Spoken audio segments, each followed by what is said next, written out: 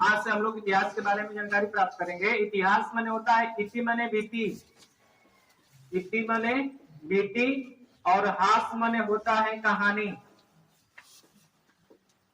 मतलब बीता हुआ कहानी ही इतिहास कहलाता है। इतिहास का हमारे लाइफ में उपयोग क्या है? इतिहास का हमारे लाइफ में उपयोग यह है कि हमारी जिंदगी बहुत छोटी है, किसी भी व्यक्ति की जिंदगी इतनी छोटी है कि आज अभी एक्सीडेंट हो सकता है, किसी का भी रोड पे जाए, किसी की जिंदगी का कोई ठिकाना नहीं है, और पूरा जिंदगी अपना जितना होता है उतना जी भी ले तभी भी कम होती है। क्योंकि जिंदगी में दूसरे लोगों से सीख लेनी चाहिए, अपने ऊपर प्रैक्टिकल करेंगे तो लाइफ छोटी पड़ जाएगी। और इतिहास सिखाता है कि फलाने ने ऐसा काम किया तो ऐसा काम हो गया। इतिहास को सबसे पहले यह सिखाता है कि रहा है न रहेगा जमाना किसी का, रहा है न रहेगा जमाना किसी का, नहीं चाहिए दिल दुखाना किसी का।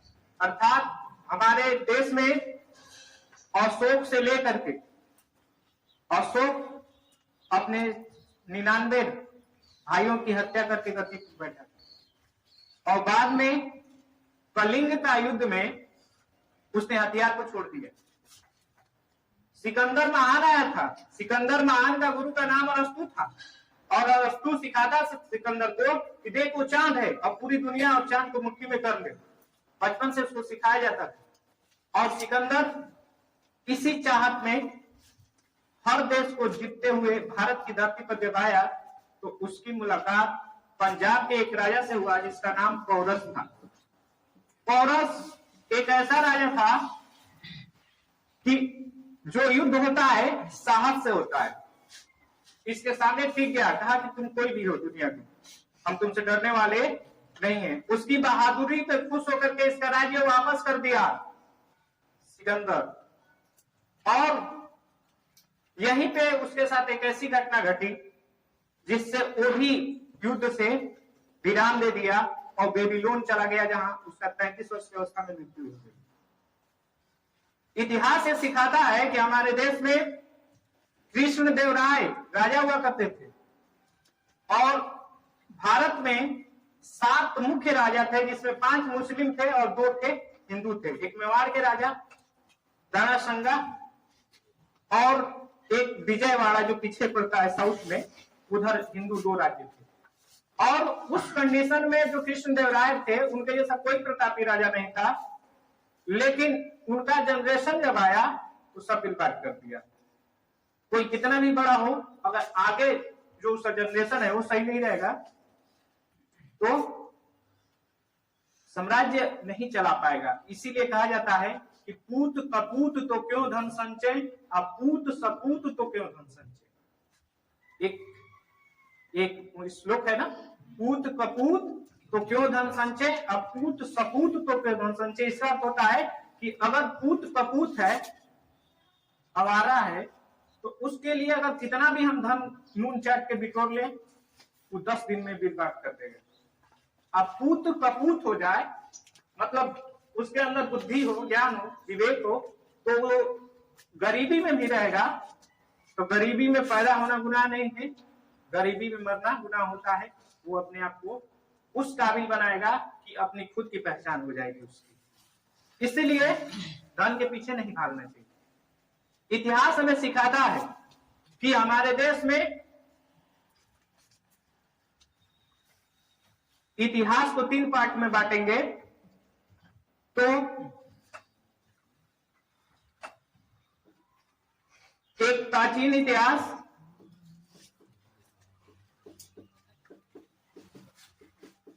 एक मध्यकालीन इतिहास,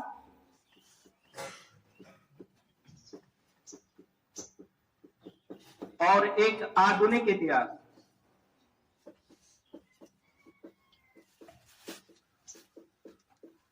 पेपर के हिसाब से देखा जाए तो प्राचीन इतिहास दूध के समान है, मध्यकालीन इतिहास मक्खन के समान है, और आधुनिक इतिहास घी के समान है। अर्थात दूध 40 रुपया लीटर, मक्खन 200-250 रुपया केजी और घी 1200 से 1400 रुपया केजी। अर्थात पानी का समझ में आया मतलब कि एग्जामिनर कुछ भी पूछ सकता है, लेकिन अब तक पेपरों को देख करके ये आकलन किया जा सकता है कि अगर 10 क्वेश्चन इतिहास से आता है पेट में, तो पेट का नाम सुनिए ना, प्राइमरी जो यूपी में हो रहा है, इसमें 5 क्वेश्चन यहां से और इससे 3 क्वेश्चन, इससे परीक्षा होगी कि 2 क्वेश्चन रहेगा। हालांकि एग्जामिनर स्वतंत्र है, वो चाहे तो 10 क्वेश्चन यहीं से भी दे सकता है, क्योंकि लेखपाल वाले में ग्रामीण परिवेश में मात्र योजना से ही पूरा क्वेश्चन में बना दिया था 25 नंबर का, जबकि उच्चवासी कटवासी विश्वासी सब पढ़ के गए थे बच्चे, बनाया था ना। एग्जामिनर स्वतंत्र है, कुछ भी परीक्षा क्या होता है, परीक्षा पर माने दूसरे और इच्छा से डिपेंड करता है परीक्षा में क्या आएगा। और प्राचीन इतिहास, मध्यकालीन इतिहास, तो हम इसको लास्ट में पढ़ाएंगे क्योंकि इंपॉर्टेंस इसका कम है। इसका भी मीडियम में है, इसका सबसे ज्यादा, ठीक है। इसमें मध्यकालीन से हम शुरू कर रहे हैं और मध्यकालीन में भी शुरू कर कुछ छोड़ेंगे, मुगल वंश से पढ़ाएंगे। मध्यकालीन का शुरुआत मोहम्मद बिन कासिम का नाम सुने होंगे, कासिम से होता है, जो अरब का भारत पे आक्रमण के समय। कासिम के बाद आया मोहम्मद गजनी। गजनी भारत पर 17 बार आक्रमण किया था। और एक गोरी था, मोहम्मद गोरी। गोरी के बाद इसी का गुलाम था जिसने किसका स्थापना किया, दिल्ली सल्तनत के नाम से 5 राजवंश ने भारत पर शासन किया था। मध्यकालीन इतिहास में यही सबसे इंपॉर्टेंट है और यहां से क्वेश्चन आते हैं। दिल्ली सल्तनत में 5 राजवंश थे और पांचों का जो कार्यकाल था, पढ़ाएंगे तो बताएंगे। फिलहाल मुगल वंश से हम स्टार्ट करेंगे। 1206 से 1526 ईस्वी, और इसमें 5 जो राजवंश थे वो GKTSL था। जी से गुलाम वंश, के से खिलजी वंश, टी से तुगलक वंश, यश से सैयद वंश और यल से लोधी वंश। ये 5 राजवंशों ने भारत की धरती पर 1206 ईस्वी से लेकर के और 1526 ईस्वी तक शासन किया था भारत की धरती पे। दिल्ली सल्तनत, दिल्ली आज से नहीं कुछ पहले से राजधानी, बीच में कोलकाता हो गई थी अंग्रेजों के जमाने में, और फिर 1911 दिसंबर महीना में ट्रांसफर होकर फिर कहां आ गई, दिल्ली आ गई, ठीक है। और दिल्ली सल्तनत में 5 राजवंश शासन किए। 1206 घटा लो, 320 वर्ष होगा ना, 320 वर्षों तक तो इन्हीं का इतिहास है। और उसके बाद 1526 के बाद 1526 में लोधी वंश की अगर हम बात करें तो लोधी वंश का जो संस्थापक था उसका नाम बहलोल लोधी था। बहलोल लोधी था, और बहलोल लोधी के बाद इसमें जो राजा हुआ उसका नाम सिकंदर लोधी था, और सिकंदर लोधी के बाद जो राजा उसका नाम इब्राहिम लोधी था। लोधी जो थे अफगानिस्तान से आए, यहाँ के निवासी नहीं थे, और इनकी खासियत यह थी कि घर का भेदी लंका ढाहे, अर्थात कोई भी कौम हो जब तक उसमें यूनियन नहीं रहेगा तब तक वो किसी पर शासन करना बस की बात नहीं है। शासन वही करता है जिसमें यूनियन होता है। गांव में प्रधान वही बनता है जिसका खानदान एक होता है। उदाहरण के तौर पे वही पूरा इतिहास भी गवाह है कि दिल्ली सल्तनत में इब्राहिम लोधी का चाचा जो था उसका नाम दौलत खान लोधी था, और पंजाब का सूबेदार था जिसका नाम आलम खान लोधी था। आलम खान लोधी था। भारत का नक्शा कहीं होगा, देखो उधर जल्दी से ले आओ।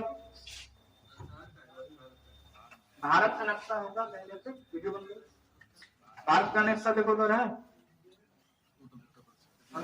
लोधी, और इधर से यहाँ पे इसका चाचा कौन था, दौलत था लोधी, और आलम था, ये मेवाड़ के राजा थे राणा संगा। लोधी सबसे ताकतवर राजा था, और लोधी को देख करके ये लोग जबते थे कि काशी हट जाता तो हम लोग पूरे दिल्ली पर हुकूमत करते, लेकिन अपने पास तो दम नहीं था। जब किसी के पास दम नहीं होता है किसी को मारने के लिए तो क्या करता है, दूसरे को सुपारी देता है। क्या करता है, सुपारी देता है। और काबुल अफगानिस्तान जो है वहां पे तुर्की लोग हुआ करते थे, और तुर्की का जब शासन खत्म हुआ तो जो जहां का सूबेदार भेजा था वो वहीं का अपना राजा बन गया। उसी कड़ी में जो बाबर है, बाबर का तुर्क भाषा में मतलब होता है बाघ। क्या होता है, बाघ। और बाबर के पिता का नाम 1526 से लेकर के और जहां मुगल वंश यहाँ पे कर देते हैं, मुगल वंश, उसके बाद कहानी पे चलेंगे तो बढ़िया रहेगा। 1526 से लेकर के और 1857 तक एक ही वंश शासन किया है। एक ही वंश बने, एक ही खानदान, एक के खानदान। बबरीस 7 में से 6 गया 1, 5 में से 2 गया 3, 8 में से 5 गया 3, 331 वर्ष तक केवल एक खानदान भारत को शासन किया है, और वो है मुगल वंश। भारत के इतिहास में कोई भी ऐसा वंश नहीं रहा है जो 331 वर्ष तक लगातार शासन किया। अगर कोई प्रधानमंत्री बनता है, पंडित जवाहरलाल नेहरू थे 15-16 वर्ष, मर गए। मोदी जी 10 वर्ष से, हो सकता है कि और भी रहे 5 वर्ष, या तो अमित शाह बने, वो तो पार्टी हाईकमान जानेगी। तो इस कंडीशन में लेकिन 331 वर्ष बहुत बड़ा पीरियड होता है। उसमें कितने लोग आए होंगे और कितने लोग गए होंगे, और इस कड़ी में 331 वर्षों तक शासन किए कौन, मुगल, भारत की धरती पे। ठीक है, इतिहास को कितने पार्ट में बांट सकते हैं, कौन कौन, प्राचीन, मध्यकालीन और आधुनिक इतिहास। इतिहास एक ऐसा पेचीदा सब्जेक्ट है कि मैथ में समझ में आएगा। इसमें बाबर फर्स्ट, बाबर द्वितीय, अकबर फर्स्ट, अकबर द्वितीय, चंद्रगुप्त फर्स्ट, चंद्रगुप्त द्वितीय, ऐसे नाम आएंगे कि बच्चे कंफ्यूज हो जाते हैं कि तो क्या पढ़ेंगे, कितना पढ़ते हैं, और सिस्टम से नहीं पढ़ेंगे तो दिक्कत होगा। ठीक है, तो चैप्टर स्टार्ट करने से पहले इसीलिए हमने इससे परिचय करवाया कि बीती हुई कहानी को इतिहास कहते हैं, और भारत के इतिहास को 3 भागों में बांटा गया है, प्राचीन इतिहास, मध्यकालीन इतिहास और आधुनिक इतिहास। प्राचीन इतिहास को अभी हम पढ़ नहीं रहे हैं, इसमें है मध्यकालीन। मध्यकालीन में भी हम छोड़े हैं मोहम्मद बिन कासिम को, ठीक है, उसके बाद मोहम्मद गजनी, उसके बाद गोरी, दिल्ली सल्तनत में 5 शासन थे, गुलाम, खिलजी, तुगलक, सैयद, लोधी। ठीक है, लोधी में 3 शासक हुए, बलोच लोधी, सिकंदर लोधी, इब्राहिम लोधी। इब्राहिम लोधी को उसका चाचा ने मरवाया था बाबर को बुलवाकर। ठीक है, ठीक। और जब वो आया तो जब ये खत्म हो गया तो इसको बुलाने वाले जो 3 लोग थे, एक इब्राहिम लोधी, दौलत खान लोधी, आलम खान लोधी और एक राणा सांगा, इन लोगों का था कि आई मार के चल जाए लूट के, लेकिन उसके पास कोई ठिकाने नहीं था। कहा कि ये तो भारत में इतना फूट है कि हम शासन कर सकते हैं। उसके बाद 1526 के बाद 1527 में राणा सांगा को देख दिया। ठीक है, कौन, बाबर। ठीक है, बाबर ने 4 युद्ध लड़े थे। ठीक है, तो फिलहाल अभी कहानी पे अभी नहीं जा रहे, हम ये कर रहे हैं कासिम, मोहम्मद गोरी, फिर गुलाम, खिलजी, तुगलक, सैयद, लोधी। उसके बाद किसका नंबर आता है, मुगल वंश का। ठीक है, तो मुगल वंश हेडिंग दिया जाए, क्लियर। मुगल वंश।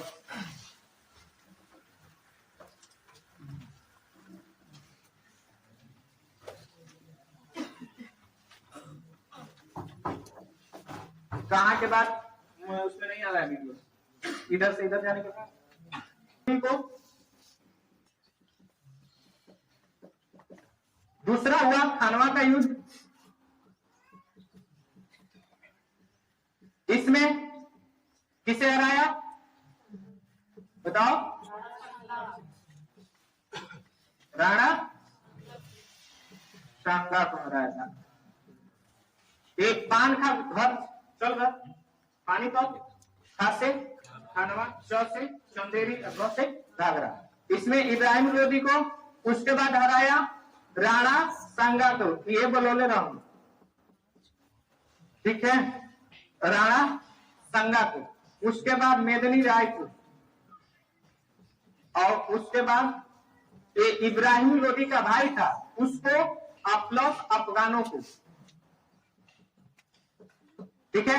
और 26 दिसंबर आज ही के दिन 1530 ईस्वी को इस दुनिया को छोड़ के चला गया। कौन? बाबर। आज ही के दिन इसकी क्या हो गई? ठीक है। बाबर के बारे में बात किया जाए तो बाबर मध्य एशिया का नाम आता है, और अफगानिस्तान का जो आज के डेट में काबुल का नाम है, उस एरिया के ही आसपास में एक जगह हुआ करता था जिसका नाम फरंगाना था। और फरंगाना का, जिसे मोहम्मदाबाद एक छोटा सा है, वहां का शासक हुआ करते थे इसके पिता, जिनका नाम उमर शेख मिर्जा था। इसकी माता का नाम कुतलुब निगार था। इसकी जो दादी थी उसके पास जितनी संपत्ति थी वो पूरा इसी को दे दी। किसको? बाबर। बाबर 11 वर्ष की अवस्था में, इसका जन्म एक्चुअली में 14 फरवरी, इसका डेट भूलने वाला नहीं है, 14 फरवरी जानते हैं, 1483 ईस्वी को फरंगाना में हुआ था। कब हुआ था? और 1494 में इसके पिता की मृत्यु हो गई, तो ये राजा बना। कौन बना? 13 वर्ष में अकबर भी बना, बैरम खां के संरक्षण में। और एक कब राजा बना? 14 वर्ष की अवस्था में, 1494 ईस्वी में, ठीक है। और ये फरंगाना के बाद आसपास के इलाकों को जीतना चाहा, इसीलिए कहा जाता है कि आधी छोड़ पूरी को दावे, न पूरी पावे न आधी पावे। गया दूसरे जगह अटैक करने के लिए, तब उस फरंगाना बिहार से चला गया। लेकिन था माहिर, उस जमाने में सबसे पहली बार तोप का प्रयोग करने वाला कोई राजा था, बाबर। और बाबर तो झगड़ा करता है, कहता है तो उड़ा दो का, मतलब वो उड़ाता था। कौन? बाबर। और बाबर के पास अब हाथी घोड़ा भी रख के क्या करेगा? तो क्या टिकेगा? नहीं टिकेगा। यही उसका प्लस पॉइंट था। और इस बात को जानते हुए भारत के 3 राजा, राणा सांगा, जिनको खानवा के युद्ध में मार दिया, इब्राहिम लोदी, चाचा हमेशा विभीषण का काम किए, इंद्रजीत को मरवाए थे कौन? विभीषण। वो कौन सा यज्ञ कर रहा था? निकुंभला यज्ञ। और निकुंभला यज्ञ कर लिया होता तो इंद्रजीत, रावण के बच्चे का नाम था ना, जो बड़ा लड़का था, सबसे प्रिय लड़का था रावण का, और उसको कोई नहीं मार सकता था। लेकिन उस जहां यज्ञ करता था किसी को पता भी नहीं था कि कहां यज्ञ करता है। उसकी जानकारी उसके चाचा को थी, और चाचा लेकर के गए थे, और उन्होंने उसको मरवाया। इतिहास गवाह है कि उसी तरह से इब्राहिम लोदी का चाचा और भतीजा का ये सिस्टम जो है ये था। और पानीपत के युद्ध में उसने साथ दिया, बाबर को बुलाया, इनवाइट किया कि हे बाबर आओ हमारे देश में, और इसको क्या करो? मारो और मार के यहाँ से दिल्ली को लूट के चले जाओ तुम, तो उसके बाद जब हम फिर शासन करेंगे। लेकिन कोई ये नहीं पता था कि बाबर अगर आ जाएगा तो फिर जाने का नहीं। ठीक है, बाबर जब आया तो पानीपत का युद्ध लड़ा और इब्राहिम लोदी को परास्त कर दिया। परास्त करने के बाद उसे लगा, ठीक है, कि हमें तो कहीं का ठिकाना नहीं, और भारत की एक ऐसी धरती है कि दुनिया का हर क्लाइमेट और दुनिया का हर, जाइए केरल की धरती पर, जो मसाला और उत्पन्न हो जाता है दुनिया में कहीं नहीं होगा। दुनिया का सबसे ज्यादा बारिश मासीनाम मेघालय में होती है 400 सेंटीमीटर, तो वहीं सबसे कम लेह लद्दाख में होती है। जो केसर, बादाम और सेब भारत का स्विट्जरलैंड, श्रीलंका को, श्रीनगर को कहा जाता है, जम्मू कश्मीर, वहां पे जो हो जाएगा वो कहीं नहीं। भारत में जो कोयला, कर्नाटक में सोने की खान है कोलार, वो स्थिति भारत में जो भी लोग आए, भारत को सोने की चिड़िया कहा जाता है, वो यहां से नहीं गया। जहां पे खूबसूरती होता है वहां पे लोग रहते हैं, और भारत की खूबसूरती को देख करके अंग्रेज, फ्रांसीसी, डच, डेनिश जो आए सब सत्ता में रहने की कोशिश किए, लेकिन एक अंग्रेज जो थे सबको खदेड़ करके अपने शासन किए। 200 वर्ष हमारे देश को गुलाम बनाया। और हमारे देश की जनता का सबसे बड़ी बात यह है कि वो गुलाम हो जाती है, उसे पता नहीं चलता है कि हम गुलाम।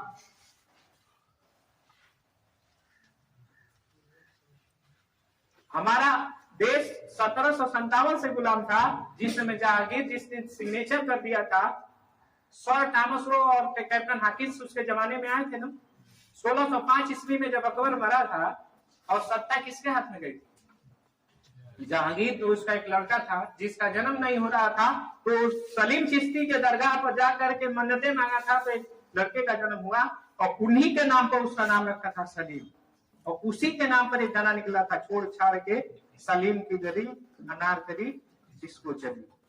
इतिहास बहुत इंटरेस्टेड है, लेकिन सिस्टम से पढ़े रहेंगे तब भूलेगा नहीं। और नॉलेज ऐसा लीजिए जो आपको अस्थायी प्रदान करे, चाहे किसी भी सब्जेक्ट का, वो हमेशा के लिए आपके जहन में बैठ जाए। इब्राहिम लोदी को मार दिया पानीपत के युद्ध में, किसने? बाबर। और बाबर के युद्ध जीतने का एक कारण तोपखाना रहना भी था। ठीक है, उसके बाद खानवा के युद्ध में राणा संगा को मारा, चंदेरी के युद्ध में मेदिनी राय को मारा, और घाघरा के युद्ध में अफगान अफलस इब्राहिम लोदी का भाई को, सम्मिलित सेना को हरा दिया। लेकिन 26 दिसंबर 1530 ईस्वी को मर भी गया। बाबर ने भारत की धरती पर पहला जो युद्ध जीता था वो भेड़ा का युद्ध जीता था।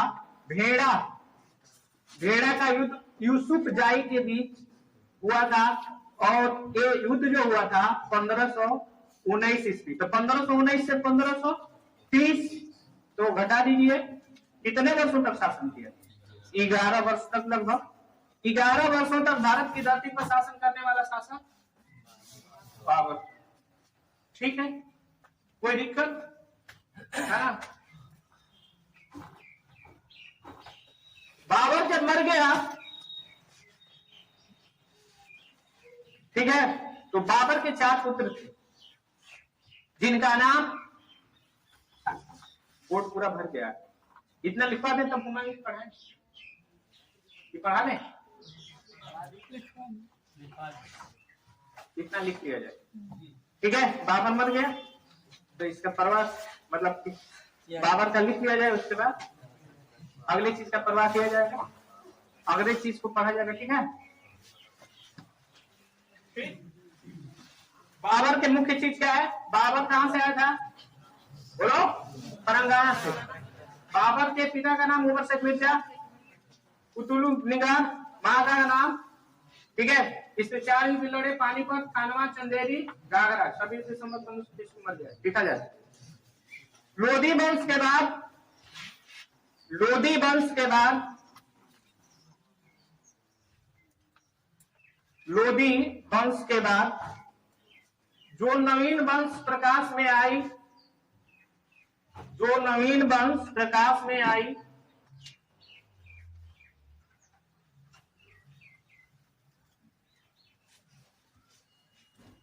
उसे हम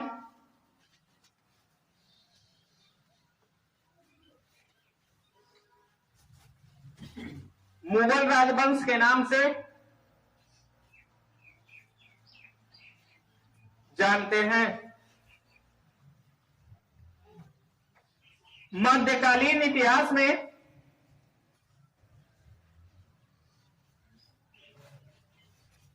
दिल्ली सल्तनत के बाद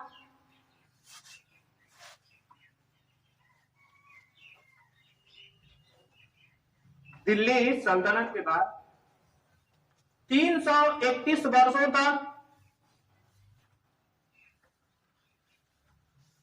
331 वर्षों तक 1526 से कोष्टक में लिखो, 1526 से 1857 ईस्वी तक एक ही राजवंश शासन किया जिसका नाम मुगल वंश था।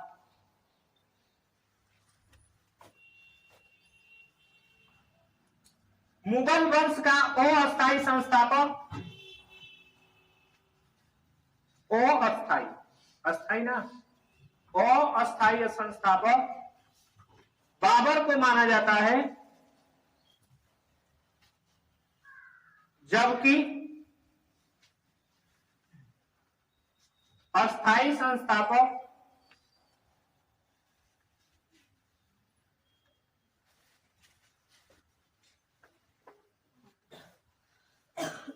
बीच में कौन बोला है? कहां से आ जाए? बीच में नहीं बोलना। अकबर को माना जाता है,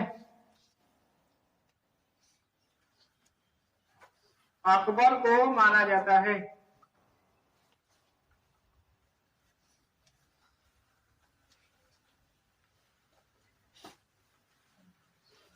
बाबर के पिता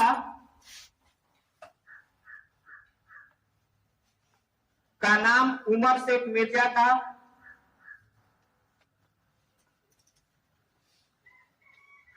उमर शेख मिर्जा था, जबकि माता का नाम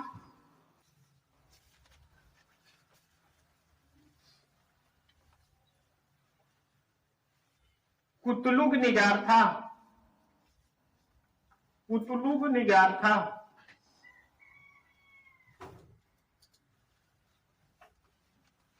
बाबर का जन्म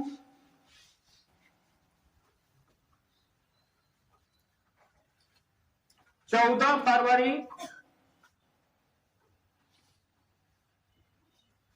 1483 ईस्वी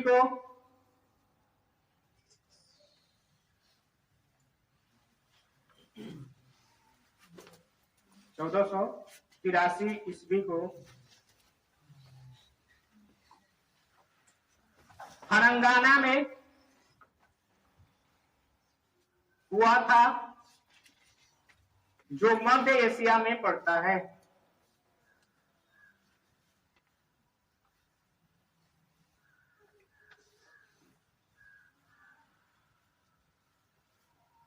बाबर अपनी पिता की मृत्यु के बाद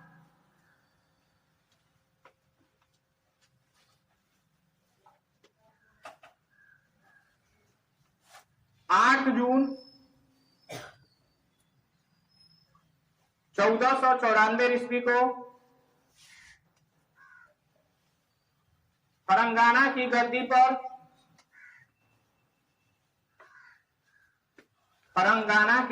पर बैठा था।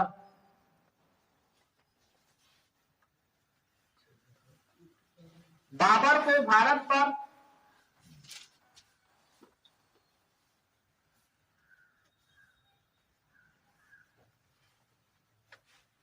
आक्रमण करने के लिए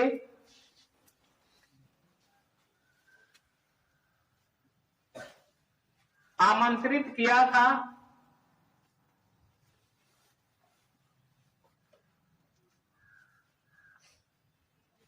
इब्राहिम लोदी के चाचा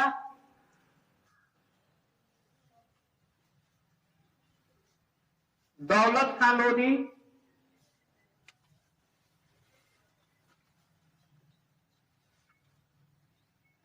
दौलत नहीं आलम का कर लेना, दौलत को क्या बनाने का आलम, तथा पंजाब के सूबेदार दौलत खान लोदी, सूबेदार दौलत खान लोदी एवं मेवाड़ के शासक राणा संगा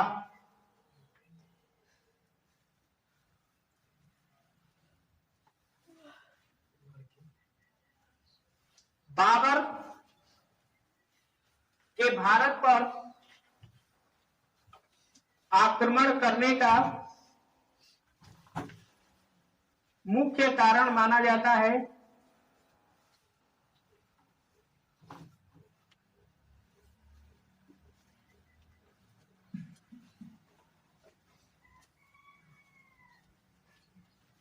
भारत का राजनीतिक रूप से कमजोर होना, राजनीतिक रूप से कमजोर होना।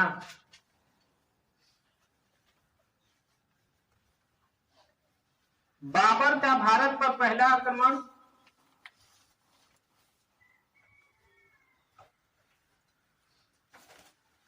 1519 ईस्वी में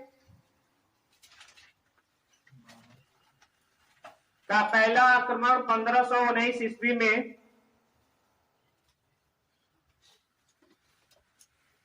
यूसुफ जाई जाति के विरुद्ध हुआ था।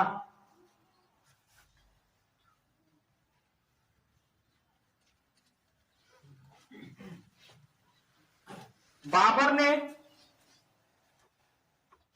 अपने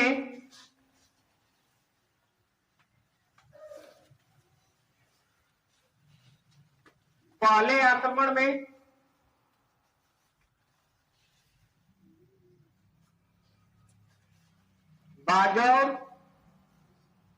बाजौर एवं भेड़ा नामक स्थान को जीत लिया था। भेड़ा नामक स्थान को जीत लिया था।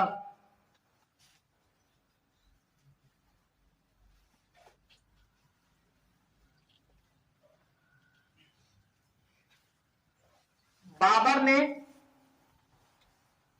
अपने पहले आक्रमण में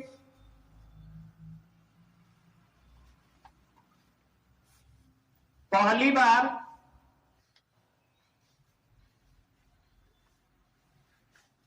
भारत की धरती पर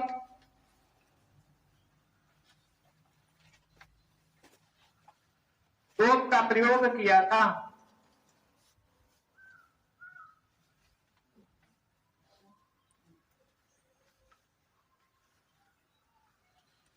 बाबर ने पांचवें युद्ध के रूप में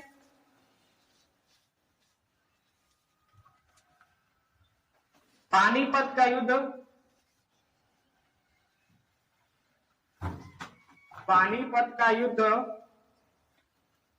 1526 ईस्वी में 1526 ईस्वी में इब्राहिम लोदी को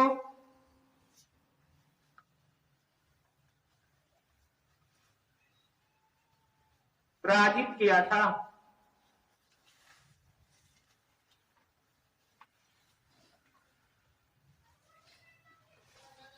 इसके जीत का मुख्य कारण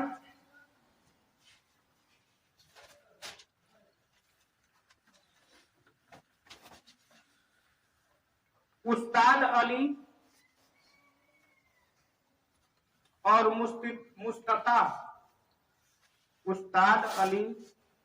मुस्तफा के तोप खाने का प्रयोग करना था। ये दोनों उसके तोप का प्रयोग करने वाले सैनिक, ठीक है, लिखा जाए। 17 मार्च 1527 ईस्वी को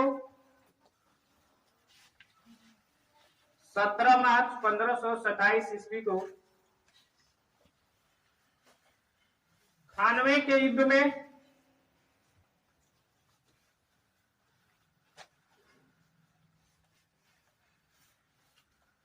बाबर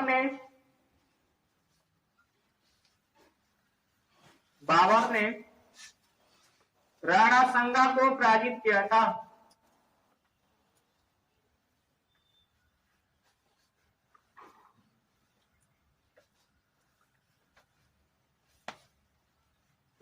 जनवरी 1528 ईस्वी को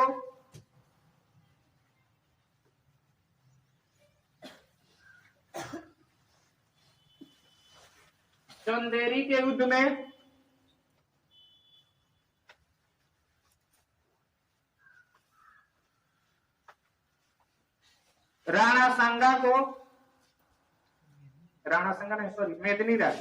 मेदिनी राय को पराजित किया था।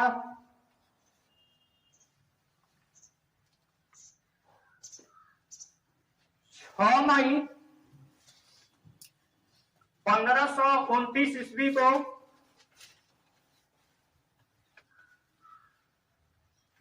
घाघरा के युद्ध में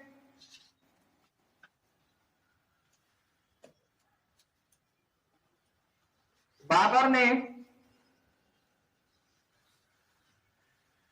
इब्राहिम लोदी के छोटे भाई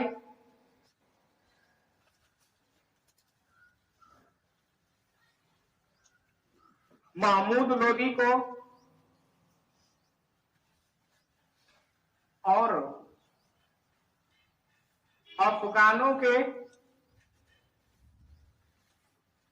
सम्मिलित सेना को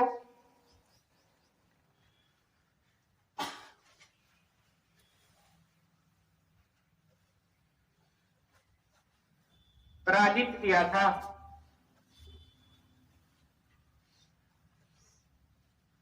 26 दिसंबर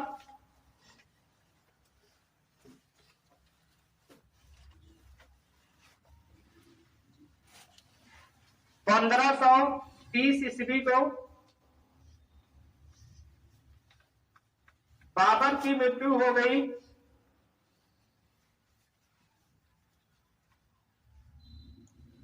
इससे पहले आगरा के आरामबाग में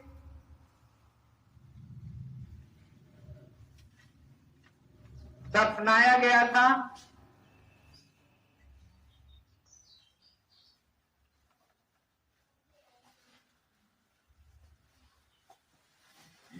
बाद में इसे काबुल में दफनाया गया।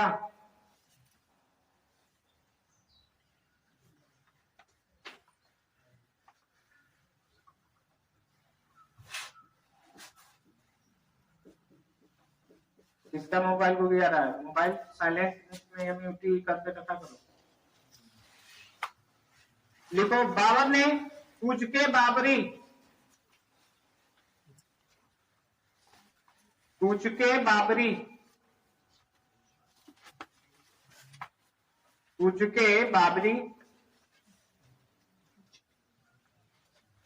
नामक तुर्की भाषा में अपनी आत्मकथा लिखा था।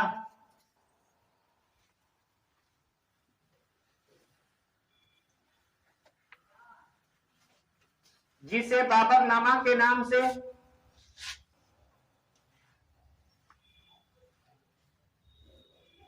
फारसी भाषा में अनुवाद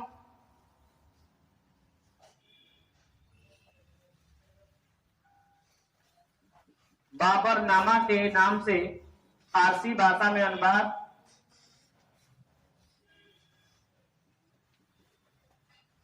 पायंदा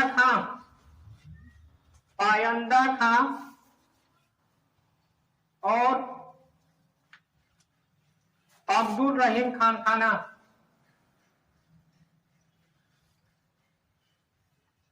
अब्दुल रहीम खाना ने किया था।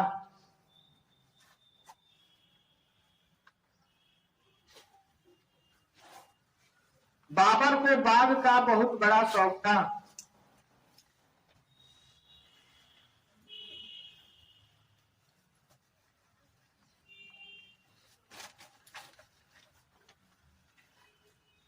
बाबर काबुल विजय के उपलक्ष्य में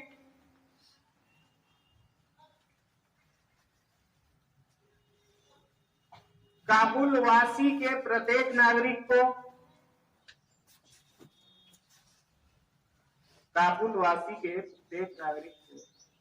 चांदी का एक एक सिक्का उपहार दिया था। इसकी इस उदारता को देखते हुए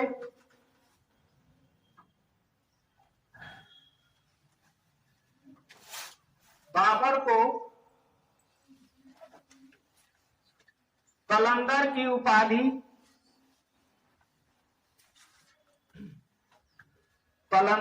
उपाधि दिया गया था। कलंदर की उपाधि दिया गया था।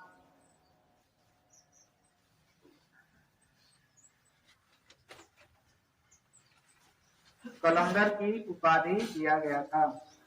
ठीक है, अब बात बाकी कल।